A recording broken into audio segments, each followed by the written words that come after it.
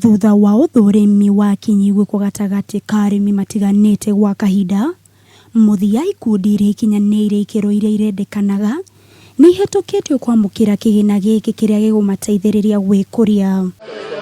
Aria makuunikana kigina giki kiria ni kia muigana wa ciringi mirioni 9.5 ni atumia aria mehoshagia hari urimi kaunti ya Nakuru. Katika Nakuru County tulichaguliwa kufanya maneno ya kuku, poultry, kufanya maneno ya dairy farming, kufanya maneno ya Irish potato farming na maneno ya nyuki, apiculture. Ukulima sasa inataka pesa. So hizi pesa sasa inaenda kusaidia hasa wa mama wale wa ukulima kidogo sana. Kurigana na minister wa urimi kaunti ya Nakuru Immaculate Duje, giko giki ni kanya kega ka arimi kugacirithia mithemba mingi ya urimi na niguo kwadadura magetha. Iko nafasi nzuri ambayo hii project inatupatia kuwezesha the breeders, the manufacturers, the suppliers, the agro dealers, processors, wote kukuja pamoja, tufikirie kwa pamoja vile each of these value chains itatoka mahali iko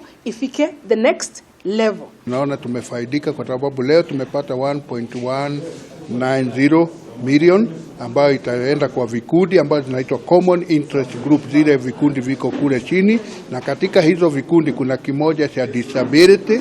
Mwenaine wake munini wa Governor Dr. Eric Koril ni atarire arimi aria megukorwo makigunika kuhuthira kigina giki uria kwagiriire niguo gwithema na guoko kurumu kwa watho na ningĩ no kuhotithia kaunti iria ingikuunika.